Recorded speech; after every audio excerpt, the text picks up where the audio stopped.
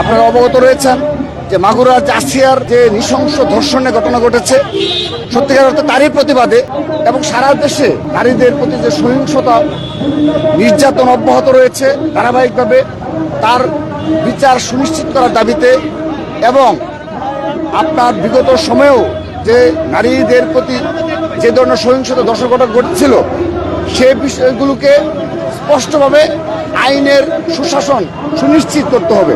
কারণ অপরাধীরা কিছুদিন যাওয়ার পর আইনের ফাঁক করে তারা বের হয়ে যায় এবং আমরা গভীর উদ্বেগের সাথে লক্ষ্য করছি আমাদের যে বোনরা ধর্ষিত হয় তারা সমাজে লজ্জার ভয়ে তারা বের হয় না এবং তারা পারিবারিক নির্যাতনের শিকার হয় এবং তারা এই সমাজ এমন এক ব্যবস্থা তৈরি করে রেখেছে যে কারণে তারা লোকসম্মুখে আসতে তারা ভয় পায়।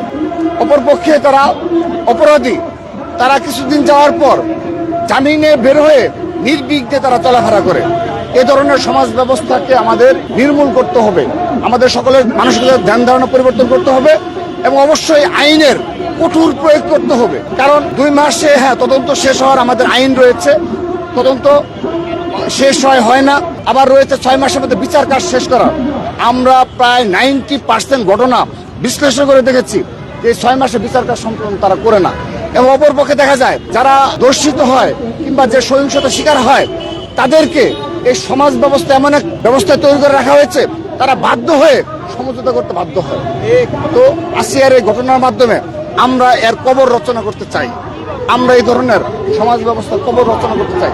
আমরা বিশ্বাস করি আমাদের ছাত্র দলের যে সকল নেতাকর্মী যারা রয়েছে তারা যেভাবে সোচ্চার হয়ে উঠেছে এবং গতকাল আমাদের বোনেরা ঢাকা বিশ্ববিদ্যালয়ে তার আগের রাতে যে বোনেরা যে আমাদের যে রাজপথে যে অবস্থান ব্যক্ত করেছে এবং ঢাকা বিশ্ববিদ্যালয়ের প্রতিটি ডিপার্টমেন্টের স্টুডেন্টরা এবং বাংলাদেশের প্রতিটি বিশ্ববিদ্যালয় কলেজ এবং বিবেকবান ছাত্র সমাজ যেভাবে রাজপথে নেমে এসেছে আমি বিশ্বাস করি আমরা এর একটা সুরাহা করে ছাড়ব।